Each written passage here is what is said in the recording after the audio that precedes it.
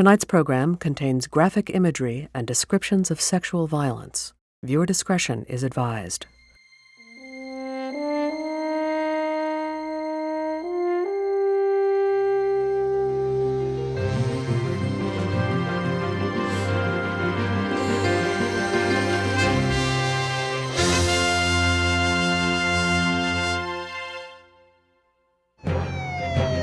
Tonight on Frontline, inside this police station, inside an interrogation room. I show you Norfolk Police Photo 152. 4 U.S. Navy sailors were relentlessly questioned about a brutal crime. You were gonna rape Michelle Bosco, is that true? Over and over, You don't recall what happened to the knife? hour after hour. I show you another picture and ask if you can identify this female.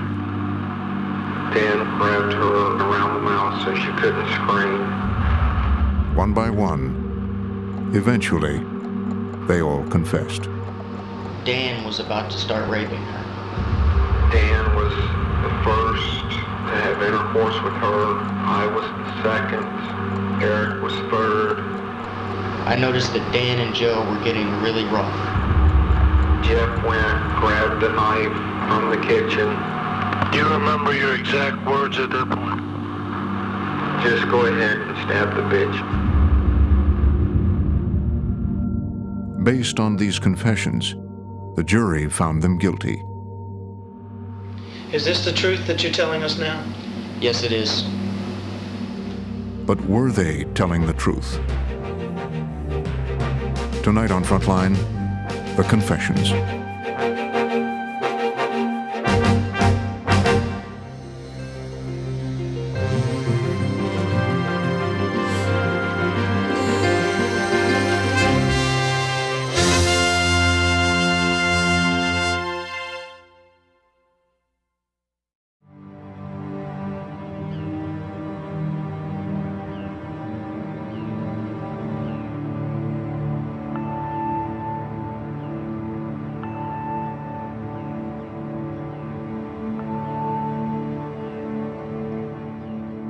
July 1997. The naval station in Norfolk, Virginia.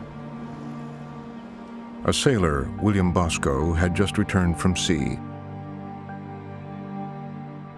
Eager to see his new wife, he rushed home to this apartment complex.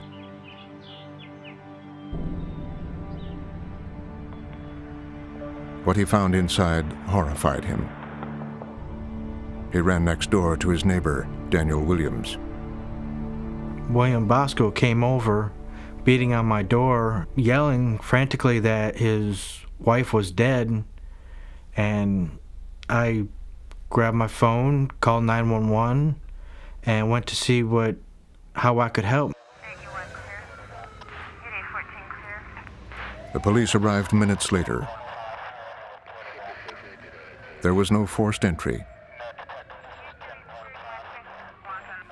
The apartment was clean and tidy, except for the bedroom, where Michelle Moore Bosco had been brutally raped and murdered.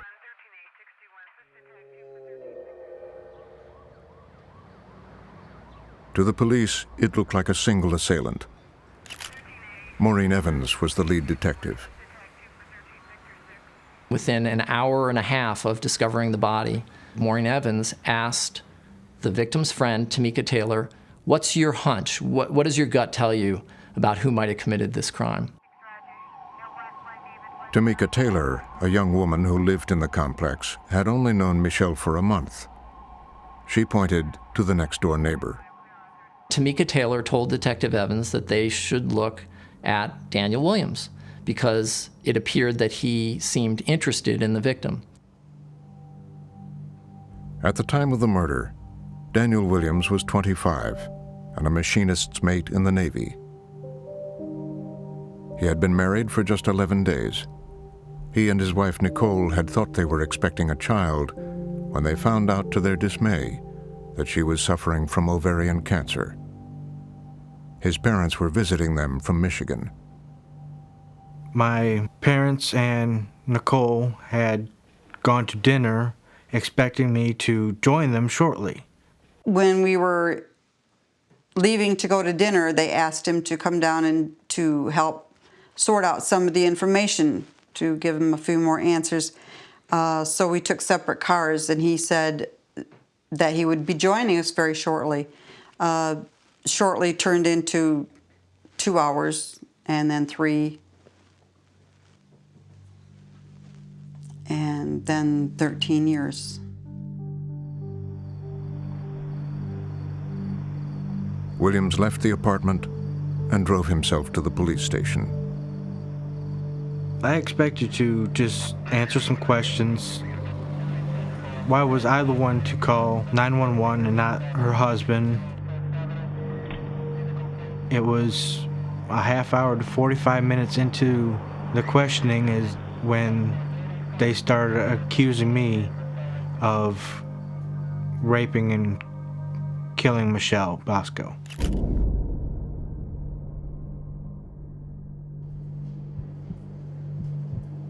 They wanted him to take a polygraph test. He agreed. They told me that I had failed the polygraph test and that I needed to start telling the truth about what I did.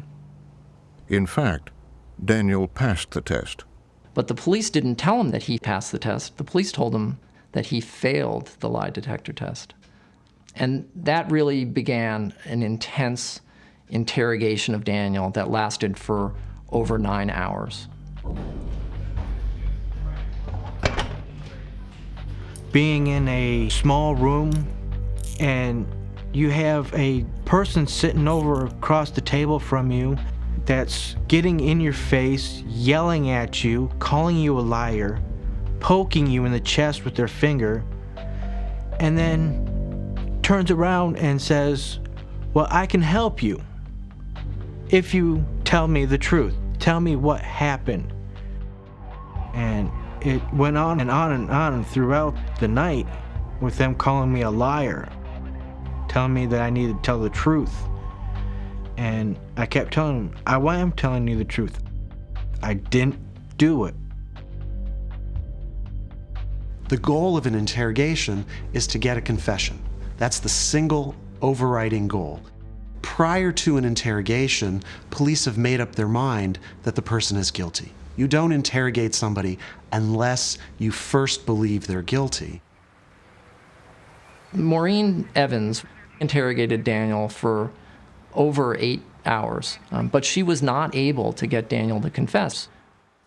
And eventually, she gave way to another detective, Detective Ford, and he was a detective who had a reputation for getting people to confess.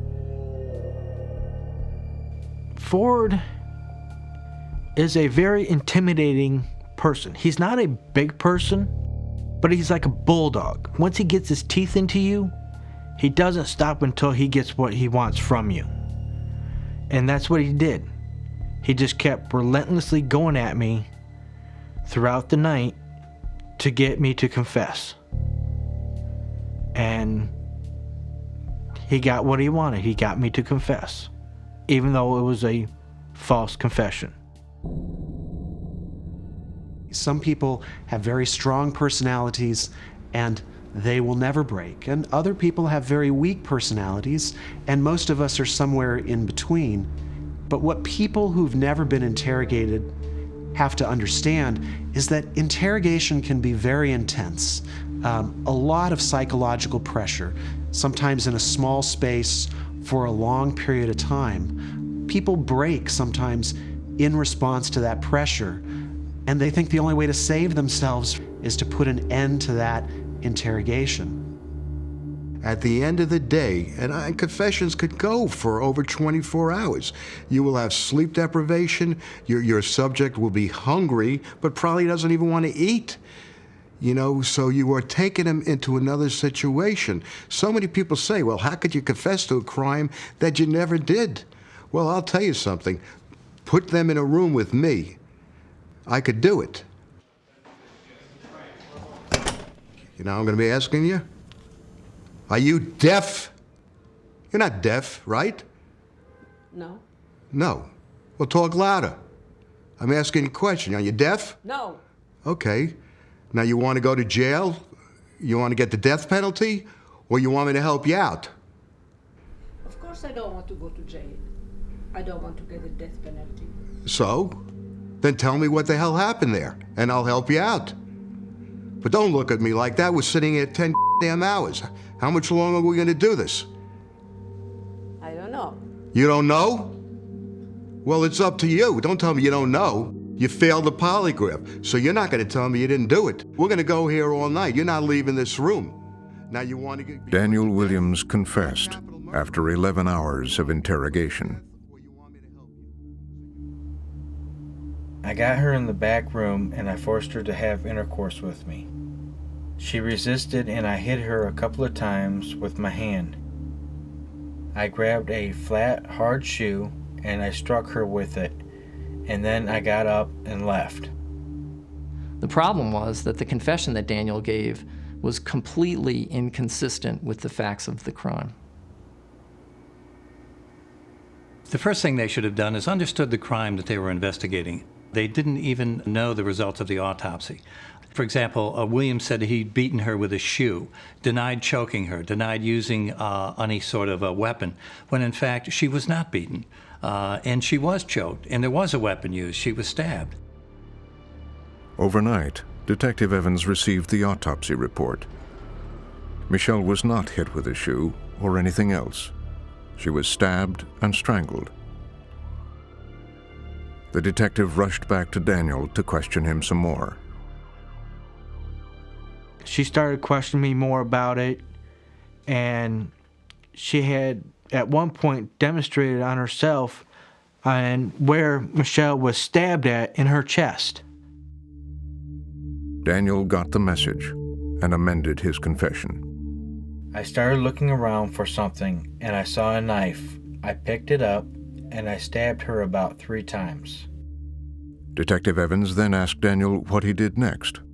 I got up, I dropped the weapon, and I went out. They came back and had him readjust, and oh yeah, I think I might have touched her throat, and he couldn't describe the knife, but he might have stabbed her, and these sorts of things. And they were satisfied. No concern about multiple offenders. They were convinced they'd solved the crime. Daniel was charged with rape and murder less than 24 hours after the body was discovered.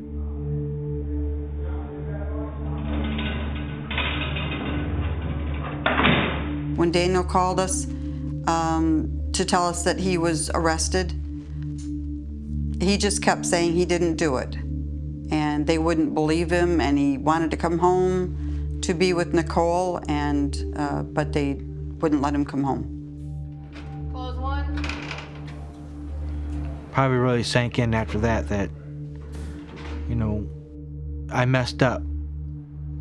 I should have stood my ground. All during the interrogation, Daniel Williams never used his right to ask for a lawyer.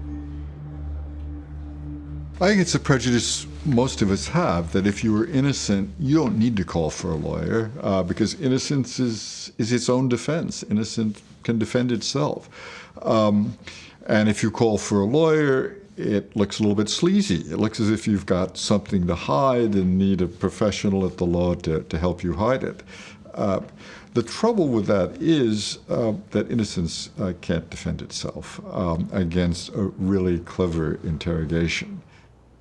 Why in the world would you want an attorney now? We're sitting here 10 hours. You're almost there. You get an attorney, then I'm going to have to lock you up for the capital murder. So why did you put in 10 hours? Let's finish it up, then we'll get you your attorney. By the time Daniel realized what he had done, it was too late. It was just unimaginable to myself at that point. But I had confessed, and I knew the confession wasn't true. But it was a confession. At that point, the police closed their investigation. They had arrested the person they thought had committed the crime, and they didn't investigate the case anymore. They thought they had arrested the one person who had committed this crime. The case was closed, and weeks went by. Detective Maureen Evans left the force for another job.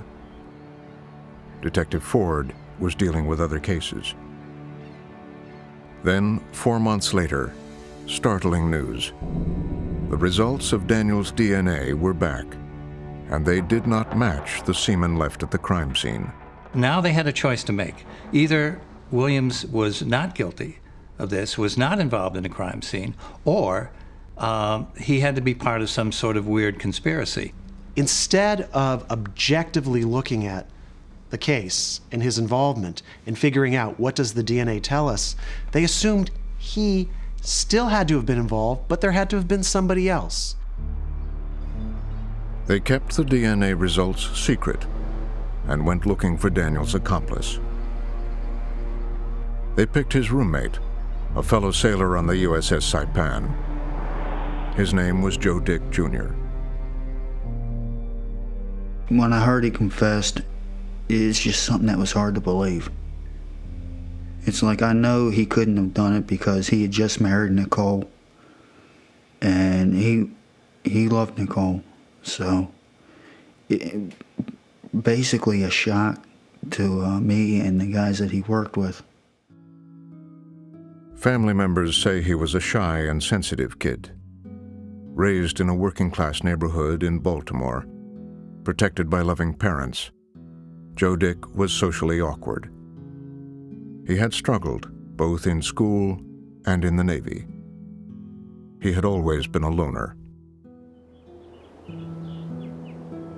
Joe Dick is one of the most interesting people involved in this case, and I think key to understanding this case. His confession stands out because he came to believe that he must have been involved in this crime. To this day, I still blame myself.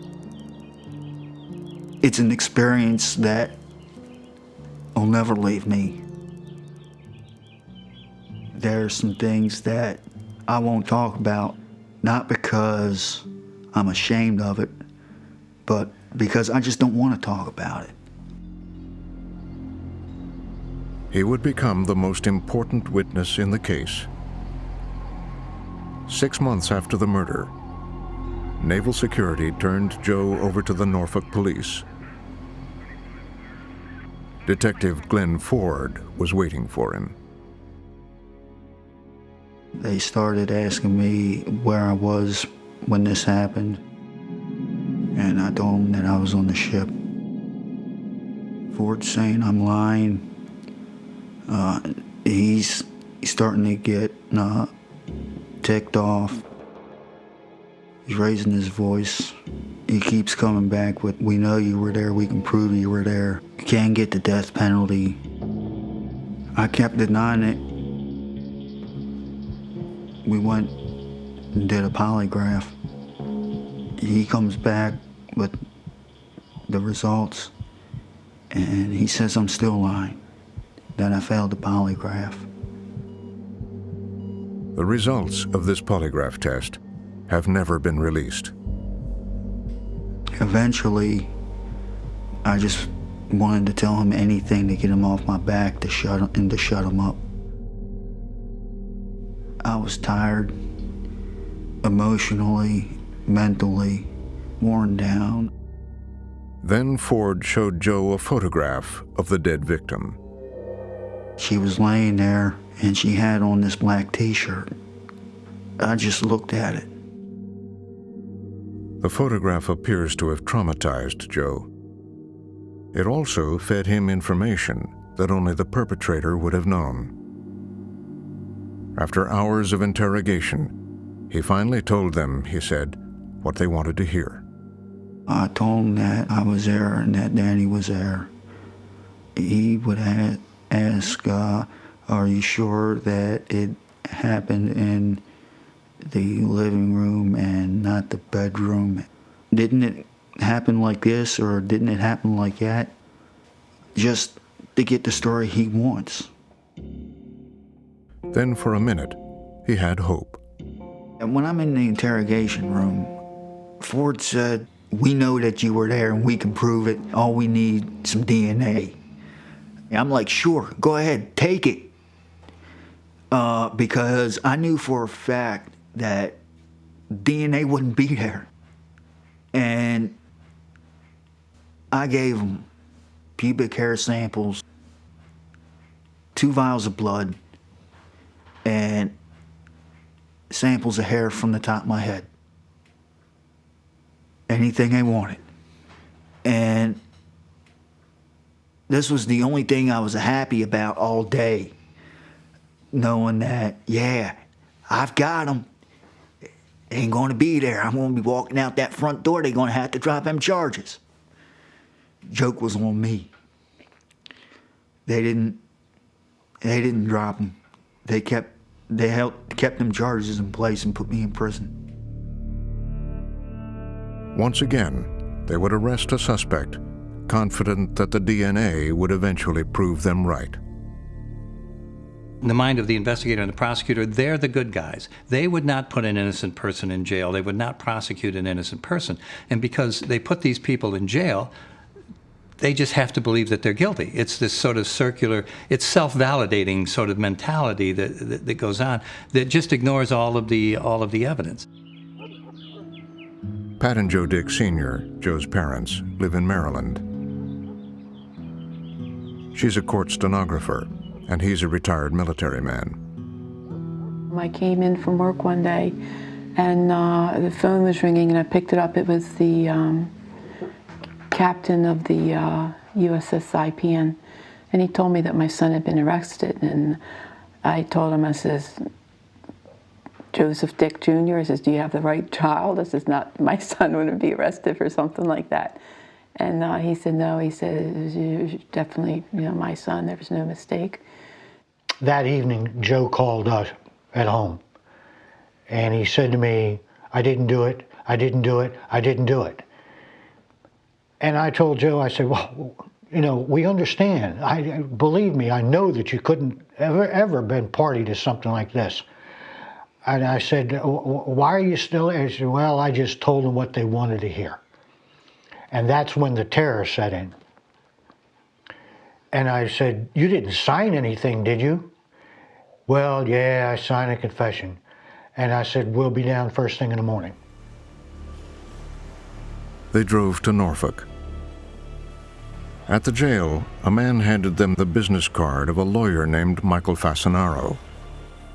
Fasanaro, a veteran Navy lawyer, said he was willing to represent their son for $22,000, a bargain for a complex death penalty trial.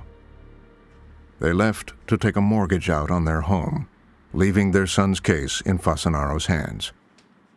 The attorney felt that I was guilty from day one. I certainly thought he was guilty. The client told me he was guilty. He had confessed to the police, and then he told me he was involved. It's like he gave up from the first day and didn't even try to give me an adequate defense. Joe was facing the death penalty. The Commonwealth approached me and asked me whether or not he might be interested in testifying in behalf of the Commonwealth. In return, they would take the death penalty off the case, off the table. I approached Mr. Dick about it. I approached his parents about it. Based upon the evidence, based upon the personality of the client that I had, I considered that if we went to trial, the death penalty was a legitimate possibility. Whatever he thought, Fasanaro's biggest problem was Joe Dick's confession, a problem shared by Daniel Williams' court-appointed lawyer, Danny Shipley. No one in Virginia believes that you confessed to a murder you didn't commit. No one believes it. And that's true of judges, true of lawyers. No one believes it. And they'll tell you again and again, I don't believe someone confesses to a murder they didn't commit. And that's what I'm looking at. And to be quite frank with you, when you approach a case, how are we going to handle this case? Are we going to try to make a deal? Are we going to go to court and try the case? Death changes everything. All of your decisions that you make are guided by the fact that if you make the wrong decision, you make the wrong call, your client's dead. In Virginia. In Virginia, your client's dead. Okay, we're very, very good at killing people, executing people. We're in the top 2 or 3 every year. Any hope Joe had that his DNA would save him was dashed. My attorney came to me one day, he told me my DNA didn't match, and I knew that it wasn't going to match. I knew that it wasn't there. And I'm figuring, okay, I gave them my DNA, even though I confessed, they got to kick me loose. Because that proves right there I didn't do this. But that's not their thinking. They don't care. My attorney told me that there had to be somebody else. And if I cooperate, he can get me a better plea bargain. It was in his best interest to try and cooperate the best he could to take the death penalty off the case, because I was convinced with the brutality of this murder, a jury might very well have given the death penalty. One day, Mr. Fasanero called here and said, I've got some bad news for you. I hate to tell you, but your son is guilty. He was involved in every bit of this crime from start to finish. And I just stood there with my mouth open, because up to that point, we always believed our son was innocent, never had any doubt. But now we've got the guy that we're paying to defend him telling us we got a problem. You know, and he's telling us he's guilty, he was there for every aspect of the crime, he could get the death penalty, we need the plea bargain, and my job now is to save his life. Because he said everything hinged on the confession, and there was absolutely no way that they could get past the confession. He advised them to urge Joe to tell the truth and name others who were involved. He says, urge upon him the importance of, cooperate and just tell the truth. So, of course, Joe happens to call up and we're talking to him, and I try and press upon him.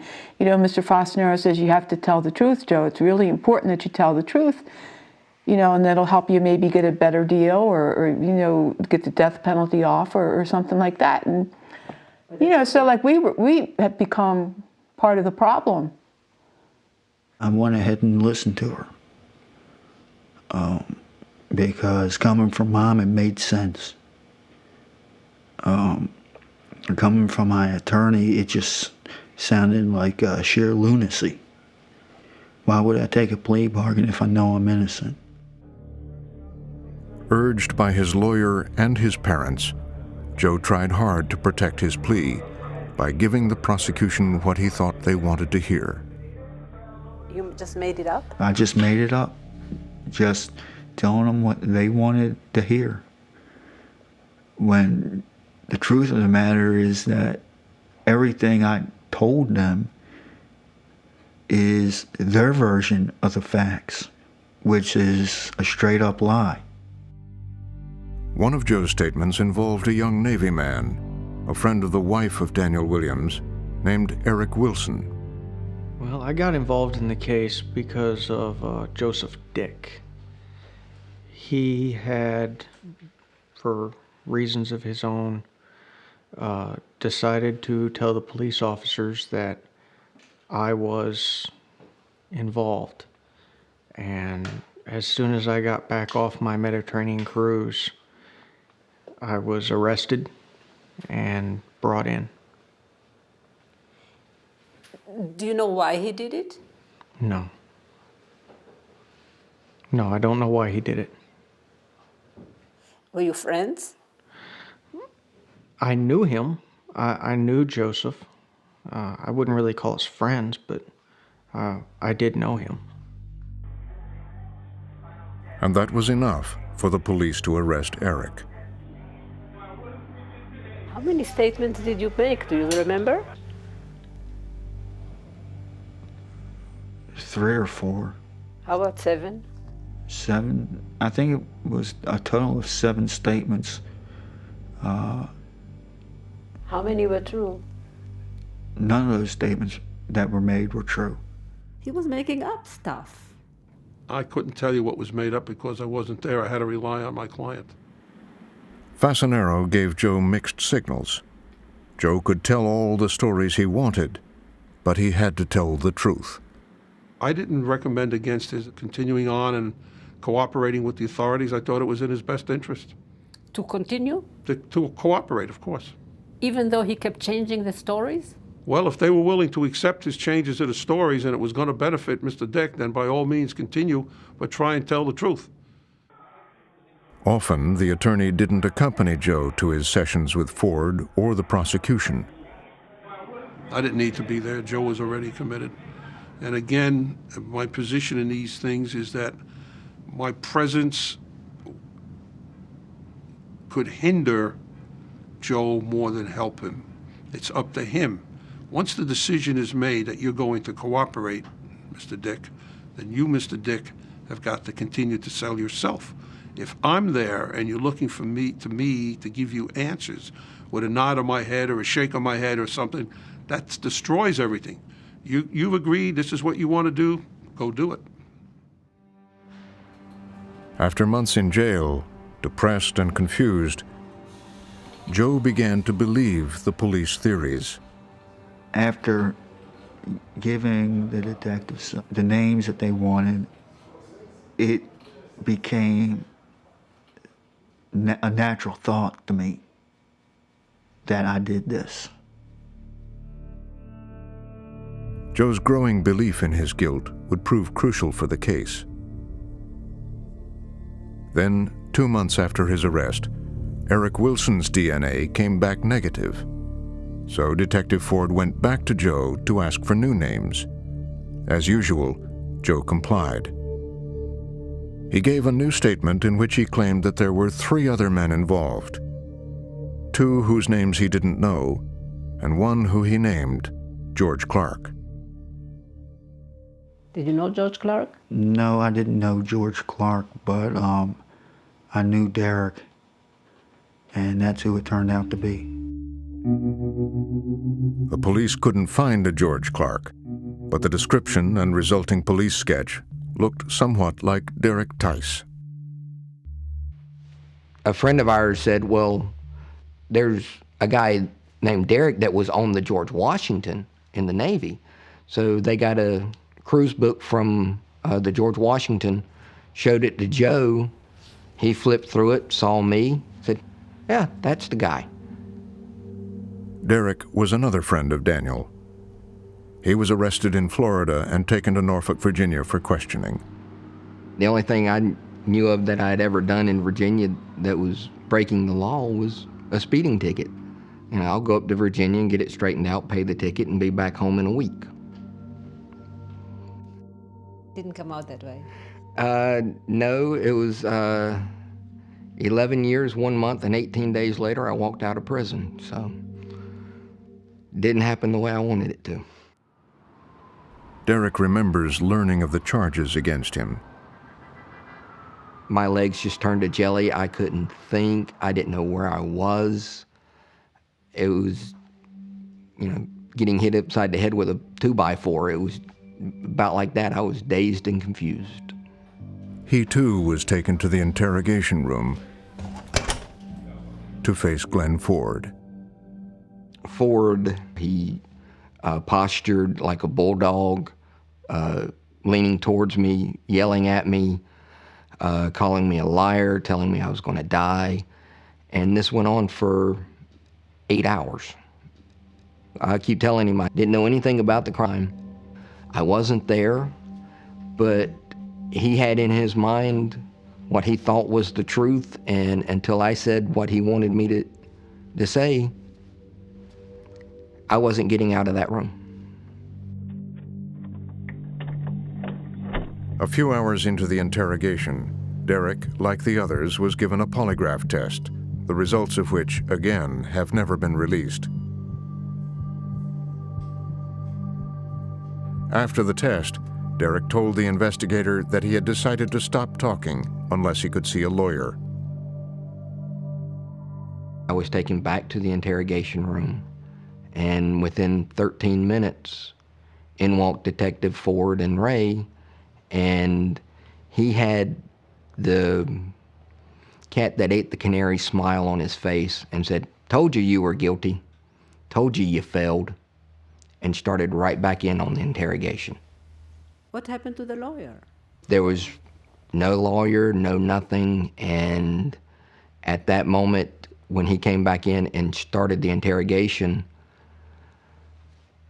my mind, because of him coming in like that, just froze. It was like in total shock. And so, he started the interrogation up again, and eventually I broke and gave him what he wanted to hear. After 11 hours, he signed a confession. Yes. Alan Zaleski was Derek's court-appointed lawyer. He has practiced criminal law for 40 years.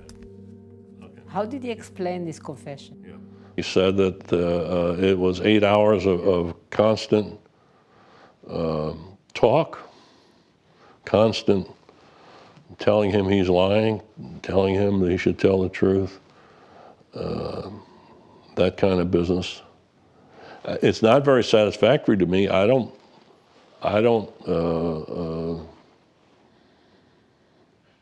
It's hard to accept that is a reasonable explanation. You might ask him why he did. Why did he sign a statement saying he committed these murdered a woman, raped a woman, stabbed her and everything? Why would you do that if you didn't do it? At least every, I'd say 30 seconds, Ford was saying, "You keep saying you weren't there, you keep lying to us, you're gonna die, you're gonna get the needle. How does it feel to die?"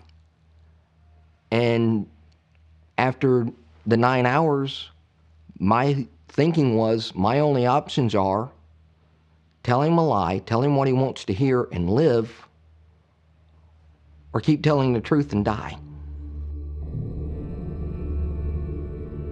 They were threatened. They were all threatened with the death penalty. They were told they would receive the death penalty if they didn't confess, and the only way to avoid the death penalty was if they stopped denying and started admitting to what the interrogators believed they had done.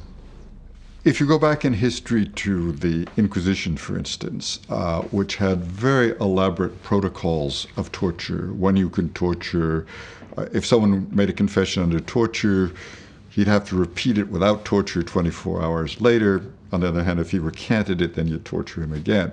But one of the stages in applying torture was known as showing the instruments, and lots of victims confessed just at seeing the instruments that would be used on them. I think I would have. And I think in the case of the Norfolk Four, the way the detective used the death penalty was very much like showing the instruments.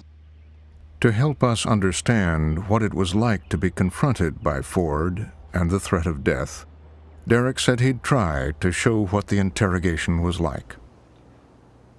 All right, Derek, let's start again. What happened that night? I was at home and a friend called me and told me to watch television and... No. Quit. Right there. You're lying, Derek.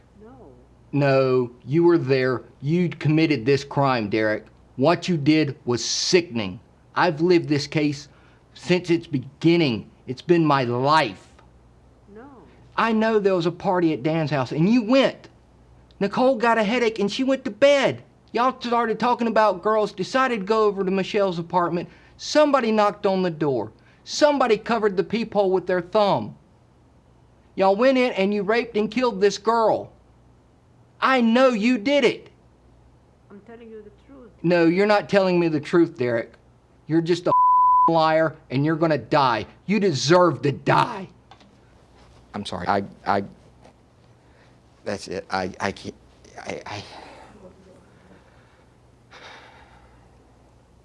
I can't do any more. I'm sorry. I hope that was enough. I can't.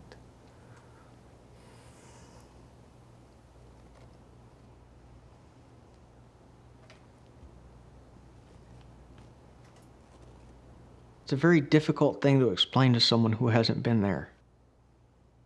I felt caged, and I was scared, and I didn't know what to do. 8.5 hours he was like that. Just never calming down, never.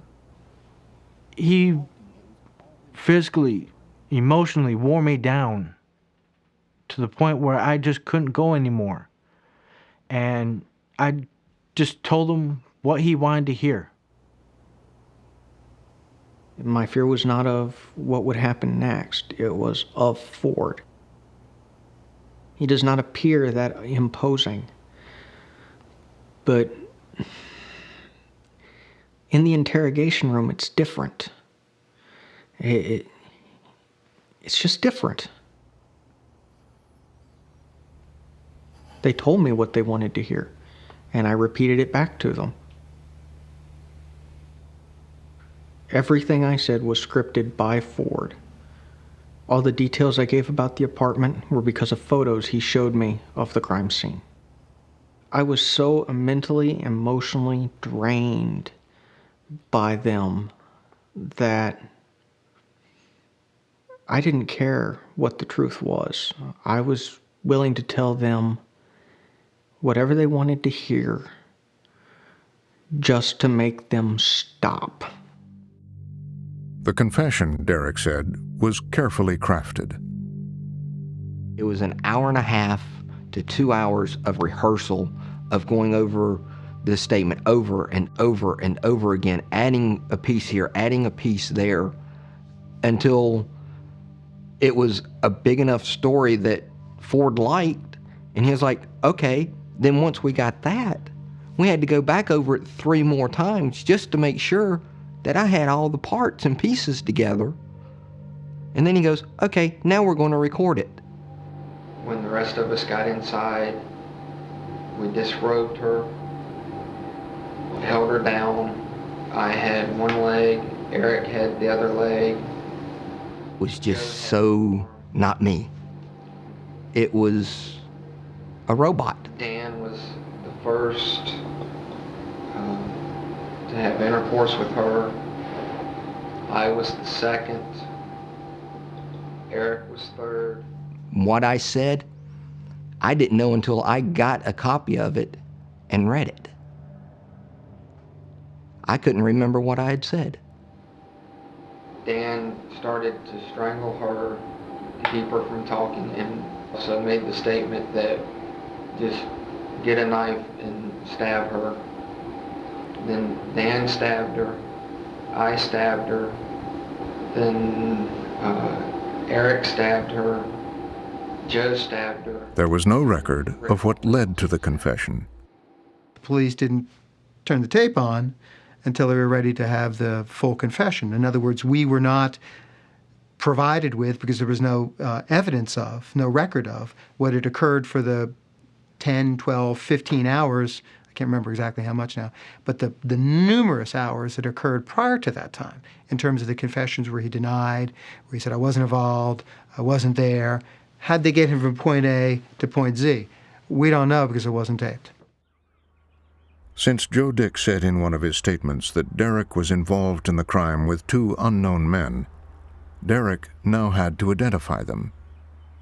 Who was it? And I said, the first name that popped into my head. I said, well, Jeffrey Ferris. The next name that popped into my head was Rick Pauley. And because they popped into my head and I uttered their names, they were arrested. By then, 4 men were in jail: Daniel, Joe, Eric, and Derek. Then, with Pauley and Ferris, there were 6, and there was still no DNA match. So the police went back to Derek. They decided to give me a plea agreement as long as I named the DNA match. How would you know the DNA match? I wouldn't, but, at that time, I was like, well, I don't know who the DNA match is, but, I'll give it a shot. Ford seemed interested in a former Navy man named John Dancer. John Danzer was a shipmate of mine on the George Washington, and he had moved back up to Pennsylvania May or June of that year, and he didn't come back down to Norfolk to visit until August, after Dan had been arrested, and I knew this. So I was arguing with Ford. No, CJ, John Danzer, wasn't there. And after a little while, it was like, okay, he wants me to put John Danzer into the story. So it was like, okay, well, you want him there? John was there. The problem was that Dancer had an alibi. The day of the crime happened to have been his birthday. My client's alibi was that he was living in Warminster, Pennsylvania at the time, which is right outside of Philadelphia. He was working with an HVAC company the entire day of the murder. He came home, took a shower, went out with friends to celebrate his birthday, and then went back to work the next morning. That was his alibi. So they brought me back to the police headquarters and said, hey, John Danzer's got an alibi a mile long. So who said? That was Robert Clinton Ford. He goes, you lied to us. And he said, you lied to me? That's it. John Danzer didn't do it. John Danzer wasn't there. But guess what? They still prosecuted him. They didn't let him go, even with an airtight alibi. 1 month later, he's at a preliminary hearing to determine whether they have enough evidence to charge him with murder and rape. Forget the truth. Forget justice. Forget the alibi. As far as the Commonwealth of Virginia is concerned, John Danzer was in that apartment. So I had to testify at his preliminary hearing. Saying that he was there. By then you knew he had an alibi. They knew he had an alibi. They knew that you knew he had an alibi. What were they thinking? That's the million-dollar question. You would have to ask the Commonwealth what they were thinking. Detective Ford would not talk to us, despite repeated requests. But in a deposition in 2006, he made the following statement. What's the truth about what occurred? That every one of them was guilty. And I still believe that today.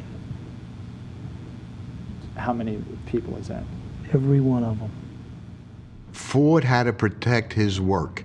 He couldn't come back looking ridiculous. Or how in the world can one detective take so many confessions? Somebody's going to wake up. Unfortunately, nobody did in this case. The writing was on the wall. Everyone's DNA is coming back negative. Isn't anyone going to wake up here? Where's your prosecutor? The prosecutor, D.J. Hansen, also refused to give an interview on camera.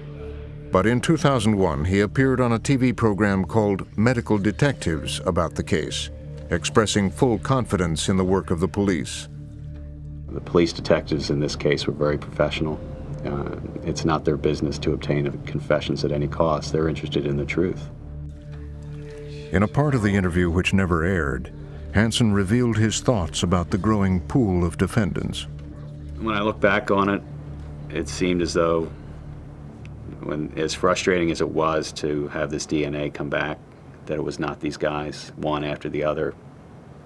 It was almost as though Michelle was telling us that you don't have everybody yet.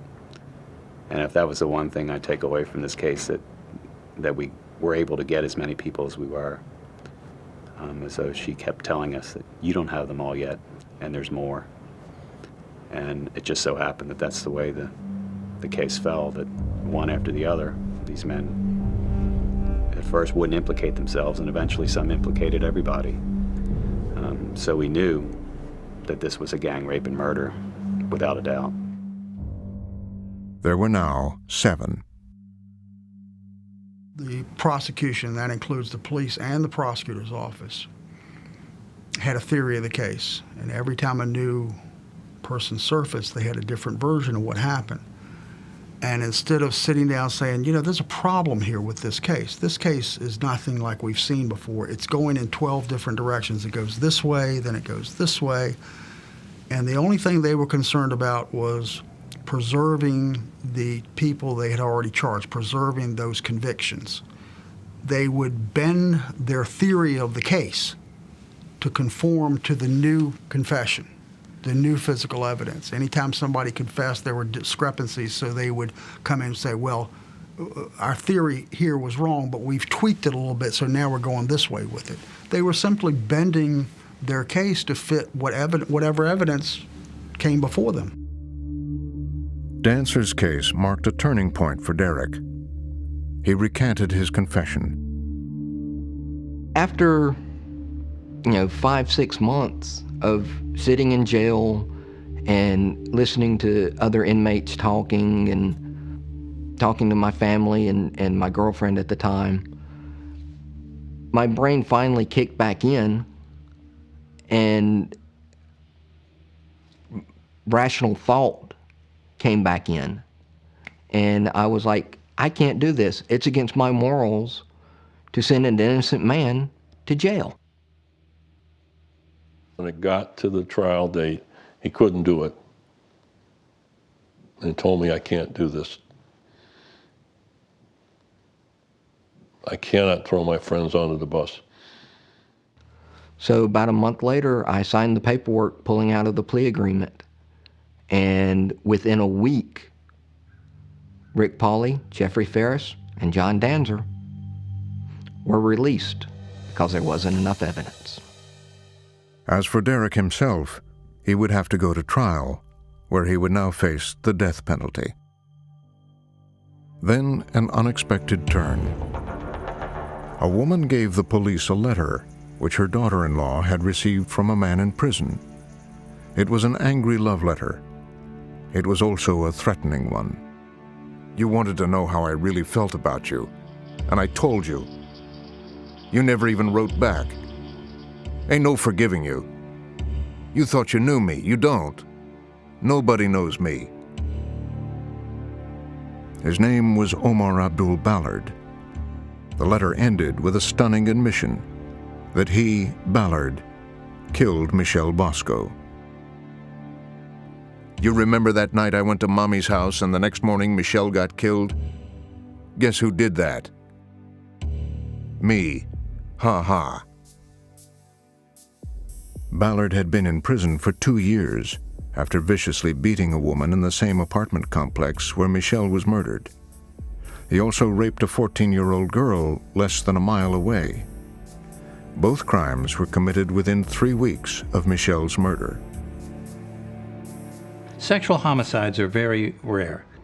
In that year, occurred 1997, in the United States, based on FBI statistics, there were 67 rape murders in the United States. That's out of over 15,000 murders, only 67. So someone who is sexually violent is a very unusual sort of crime. So you need to look for any prior similar crimes at all. And here we had this brutal rape and murder. And then 3 weeks later, another brutal rape, but not a murder, a beating. But then we had the beating of a woman just before this, 100 feet from Michelle Bosco's apartment. They ignored that. Ballard grew up in foster homes in New Jersey, a tough kid in a tough neighborhood. In Norfolk, he joined up with an old friend, Tamika Taylor, that friend of Michelle Moore Bosco at the apartment complex. Ballard's DNA, which had been stored since his arrest 1.5 years before, was quickly analyzed. It was a match. He was in custody shortly after Michelle Moore Bosco was killed. He had these convictions, his DNA was in the databank, and nobody did anything to try to run it through the databank to see if there was a match. Because if there was a match, the whole case wouldn't have happened. Their theory would have fallen apart in a big way. But if they had done it and they'd learned of the match much earlier on, then 5 or 6 other people would never have been investigated, would never have been charged. Ballard confessed almost immediately and said he had acted alone. I was on cloud 9 because now they've got a DNA match, and he's saying he did it alone. Hey, When somebody's DNA matches, it proves they were there. He's saying he did it alone. I go to trial, I'm going home. I thought it would be any day now they would let me go and that I would be able to go home. But my lawyer was ever the realist. And he said, don't expect it. That's not how the system works. You're going to go to trial. And that's what happened. The state was undeterred. After 2 years of secret interrogations, accusations, and confessions, Eric Wilson would be the first of the accused to go to trial. I still had some faith in the system, and I believed that since I did not do it, and then when the DNA evidence came back, I knew in my heart that I would not be convicted because I wasn't there and I could prove it. But by now, the prosecution had a new theory involving 8 people. The 4 original sailors, the 3 who had been released, and Omar Ballard, who the prosecution believed was part of what was now a gang rape, in spite of his claim that he'd acted alone. I remember Mr. Ballard arriving on the scene, and it was a surprising event. And the funny thing was that he said that he acted alone.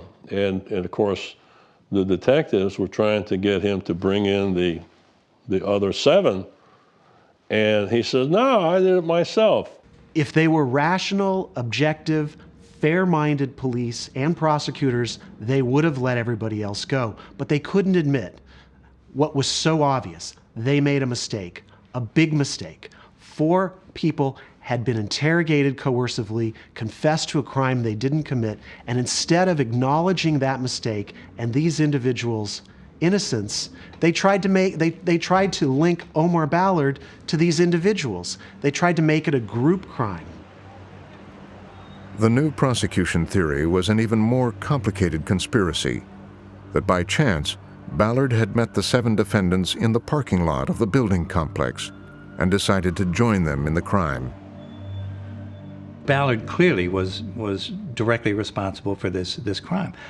But there was no association between Ballard and the Navy guys, yet they had to weave this preposterous sort of conspiracy theory together where these 7 or 8 Navy guys were in the parking lot trying to get into the apartment, but they couldn't. Well, this goes against the initial theory that Williams went into the apartment because he knew her. Well, but now they couldn't get in. But now Ballard came along, a stranger. They said, hey, we have this great idea. We want to rape and murder this woman in this apartment. Would you help us? And Ballard said, oh, yeah, for sure, no problem. I'll get you in. It's not a problem. And then these 8 guys or 9 guys go in the apartment and, according to the state's theory, raped and murdered her. Ballard appeared at the trial only to plead the 5th. The judge informed the jury that Ballard's DNA matched the semen found in the victim, and that he claimed to have acted alone. The key witness for the prosecution was Joe Dick. Having agreed to cooperate, his testimony had to support the prosecution's newest theory of the 8 perpetrators. Eric Wilson's defense lawyer, Greg McCormick, tried to emphasize the absurdity of this version of events. All 7 of you went out to the parking lot, correct? That's correct. While you and Eric are out there talking, I understand an 8th person comes up? Yes.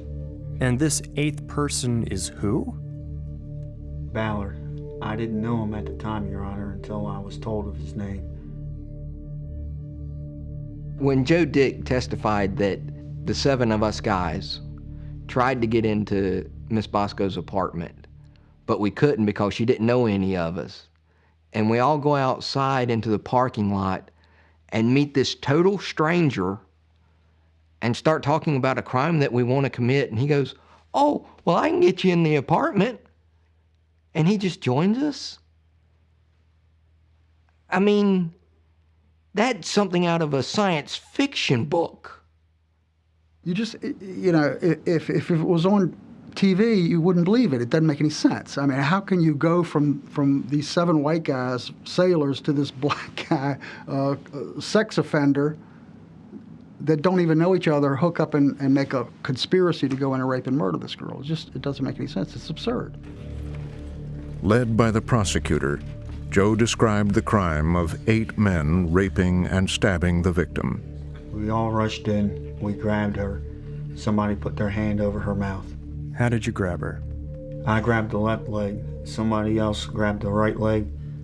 There were 2 more people on the arms, and somebody had their hand over her mouth. What did you do? We all took turns. I'm not sure of the order. Took turns doing what? Raping her. Joe remembers being torn inside by his testimony. Around the time of Eric's trial, I had started to think or come to the conclusion that, yeah, I was there, I did do this. And that's not a good feeling, thinking that you did something that you never did. Eric's mother, Ramey, was sitting in the courtroom. I should have been angry. I should have just been so angry with him because he was up there saying that my son did these horrible things that I knew he didn't do. And instead of being angry at him, I could only feel sorry for him.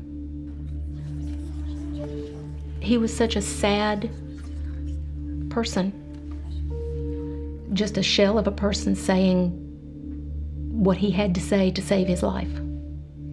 He reminded me very much of somebody that had suffered greatly while he was in prison, and he had lost both whatever physical stature, weight, and complexion and looks that he may have had. So when he presented himself almost as a ghost. Joe's testimony and record of confessions were distressingly graphic and detailed. After I in Michelle's mouth, Dan and I switched places.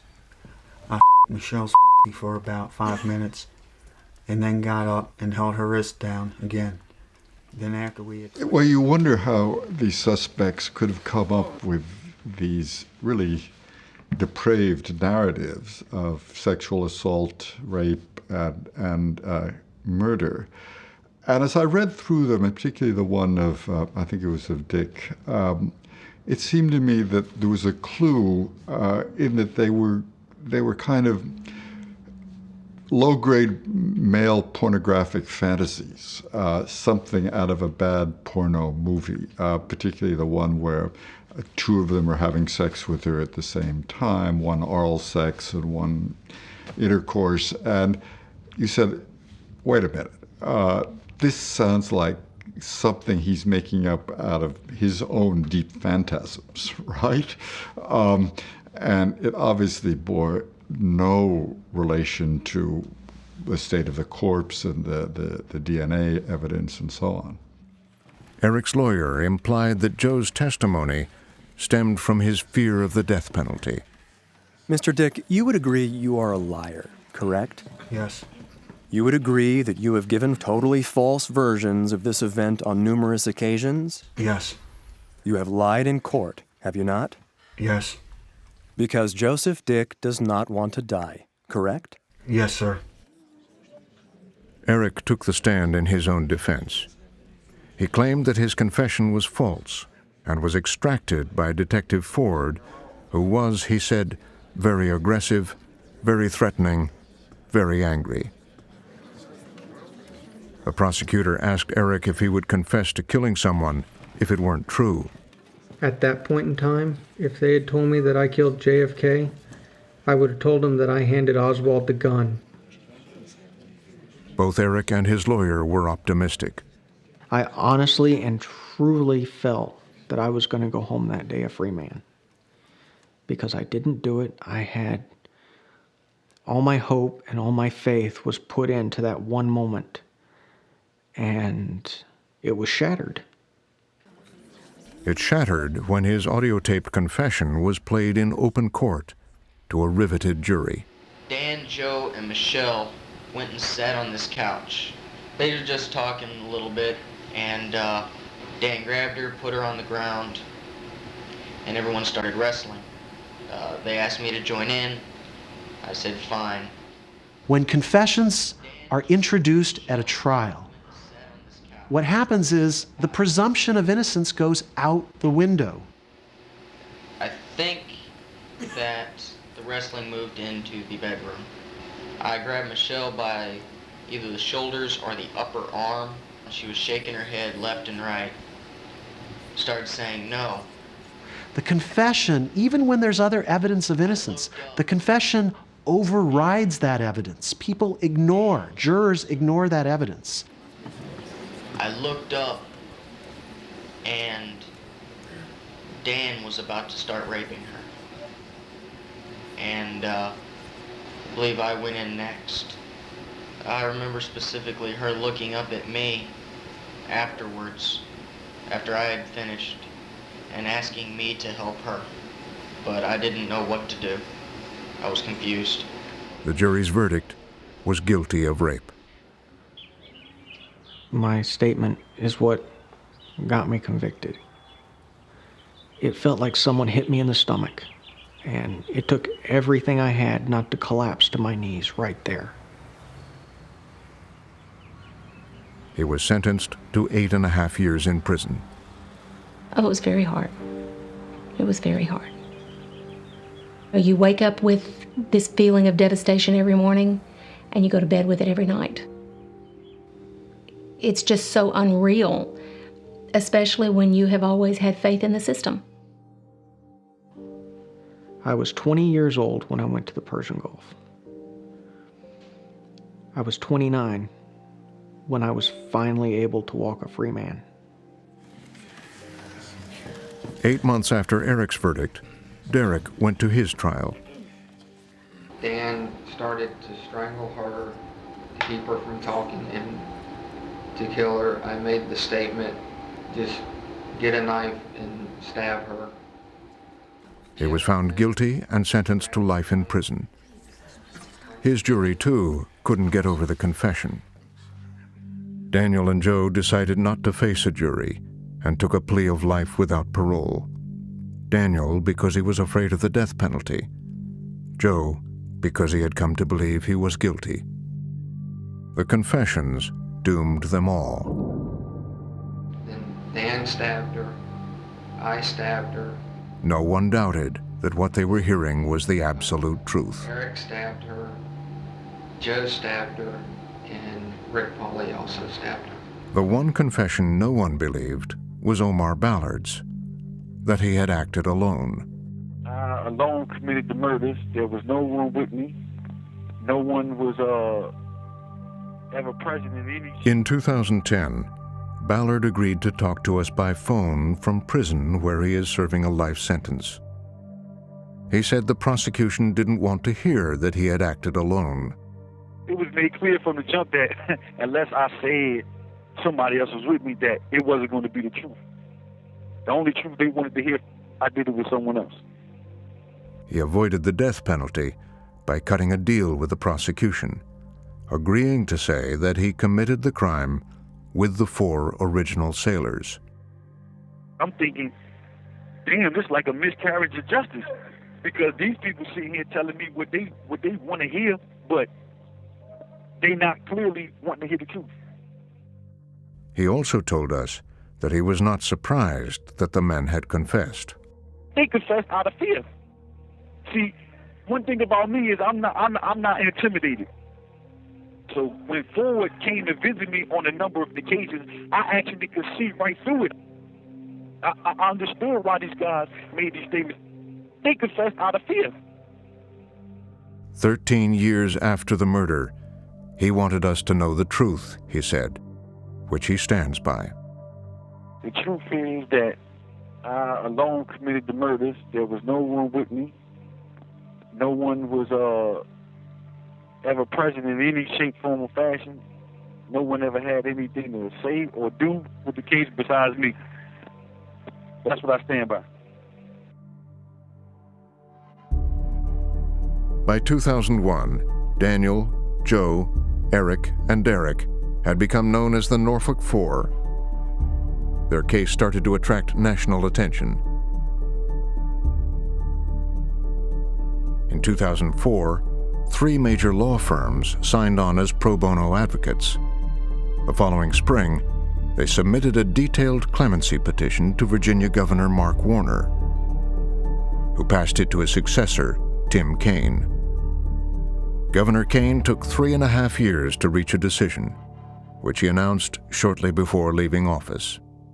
I'm denying the request because I do not believe that the petitioners have met the burden that they have of demonstrating conclusively that they are innocent of all involvement in this crime. He would deny a request for full pardon. The confessions, he said, were too overwhelming to ignore. As I have wrestled with the issue of the more than dozen confessions given in different times in different places to different people, some in custodial and interrogatory situations, but some in letters to third persons, I find, just as I believe the jury and judge found in this case, that it is difficult to completely ignore the entire weight of these confessions. It is difficult. But in the end, he said, he also had grave doubts about their guilt. So he granted the 3 still in prison conditional pardons. And a conditional pardon to 3 of the individuals.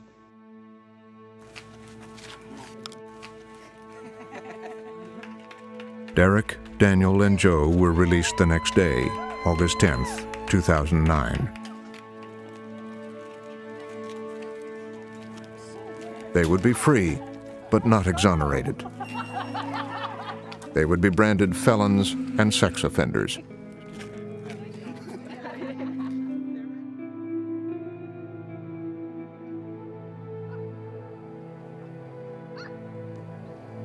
If there was anyone who understood what their life would be like, it was Eric. He'd been released 4 years before. Once you have been convicted of this type of crime, you will be paying for it for the rest of your life. I've not been able to work on some jobs. I've actually been escorted off of one job when they found out. 3 years ago, he met Misty. They got married.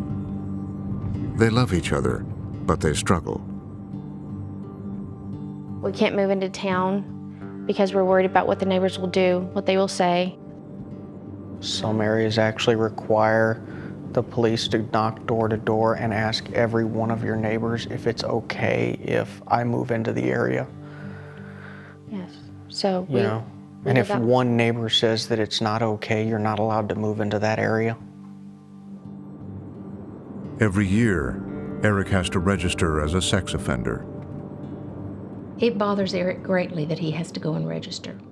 It's an embarrassment every time he has to go. Because somebody sees that designation on a piece of paper, they don't know the story, and so they think he is a predator. And it's terribly embarrassing and very hard for him.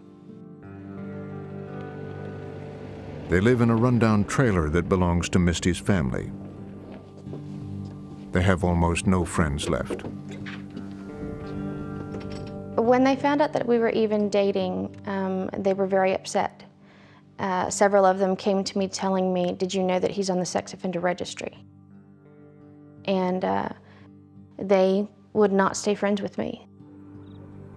They have a 2-year-old child, and Misty has a 7-year-old from a previous relationship, Garrett. Our oldest, he does not know anything about this, but it's not going to be long, and he's going to start noticing that people look at us different. I think the hardest thing is Garrett. Eric is the only dad he's ever known, and he constantly asks why he has a different name. And more than anything, Eric wants to adopt him. We actually had tried at one point, but they told us he would have to pass a background check, and he can't. And it broke our hearts.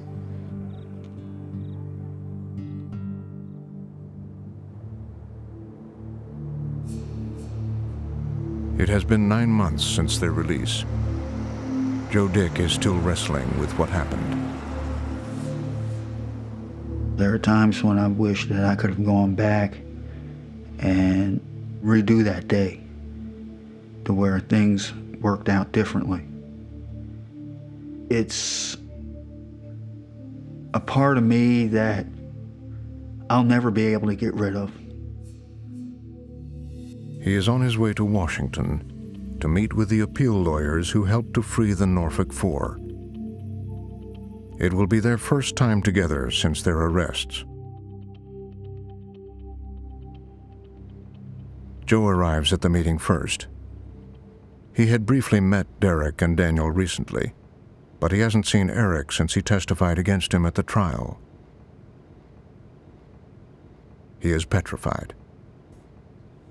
Just knowing that I helped put two guys away who never should have been there.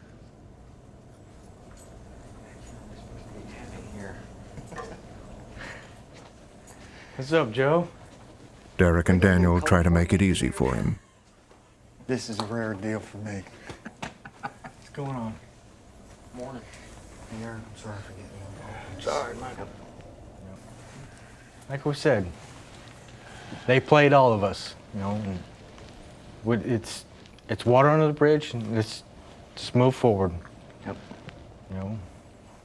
For a long time, I had a hard time with it. But, you know, time heals everything.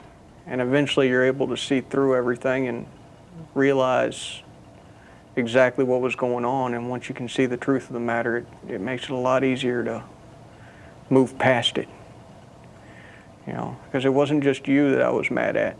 I was mad at a lot of folks. Besides, being mad at someone only hurts yourself. Yeah, that is true. Ford did it to all of us. You know, he did it to every one of us. My attorney's proved me wrong. I know he did. I know he did. And, you know, it took me years. I mean, I was out before I could think clearly. Guys, I can't tell you how happy we are to see you. Seeing you all here together and seeing you out, it is so special to us. It's a lot better than seeing you in those browns and oranges that we saw you in last year and before. The lawyers want to update the men on their legal status and the next stages of the fight. We were as disappointed as you that we only got half a loaf from the pardon process. But as you all know, we're not done.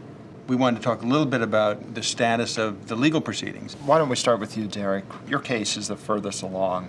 We won a state habeas on behalf of Derek, finding that Detective Ford and the Norfolk police committed constitutional violations. Joe, we're going to be going to court very quickly with your case. The paperwork is nearly done, but we're going to face the same. So we expect in the next few months to have an oral argument in the Fourth Circuit, and we're confident that at the end of that, finally, this conviction will be. And Eric, same with you.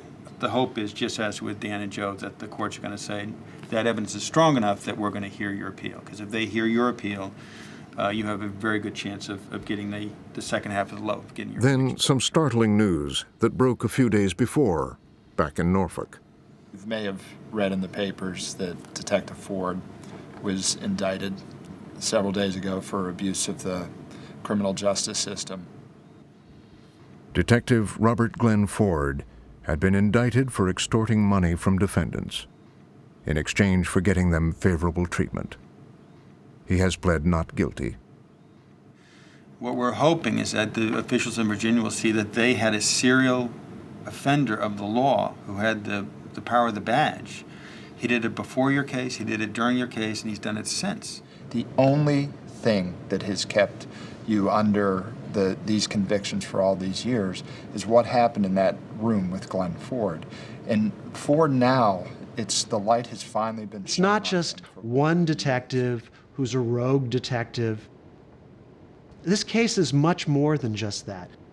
To understand why this case happened is really an indictment of the police, the prosecutors, to some extent, well, in addition to the police and prosecutors, the lawyers, the defense lawyers, and to some extent the judge and the jury.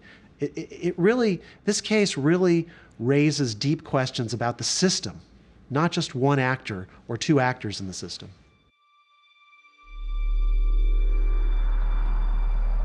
So they are out, but they are not free.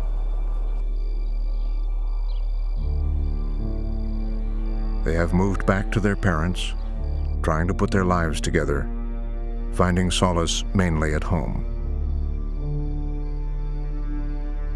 Nicole Williams, Daniel's wife, died while he was in prison. I'm not sure if I'll have a family, because I don't know if there's someone that's going to want to be around me. I have to be registered as a sex offender for the next 25 years. I basically built myself a new cell, my bedroom. When I'm not at work, when I'm not in the kitchen eating dinner, I'm in my bedroom. Watching TV, sleeping, because that's where I'm safe. So all I did was trade one cell for another. And until my name is cleared, that's how it's going to have to be.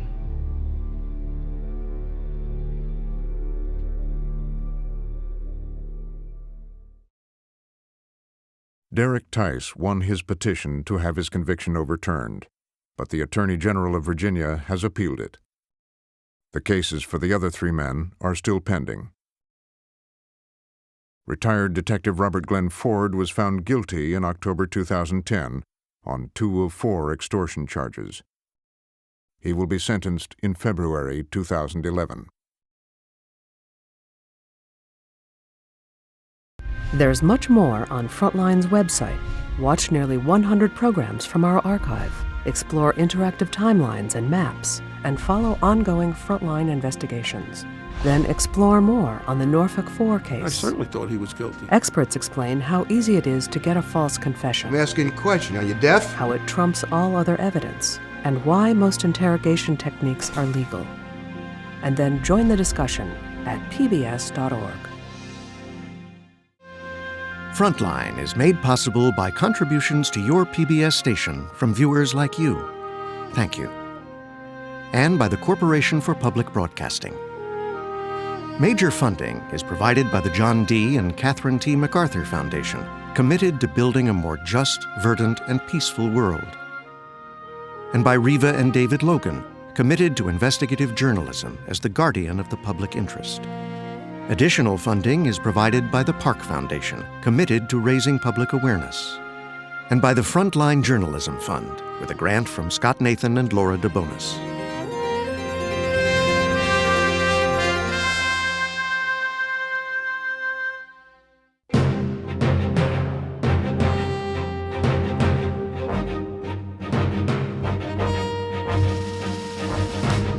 For more on this and other Frontline programs, visit pbs.org.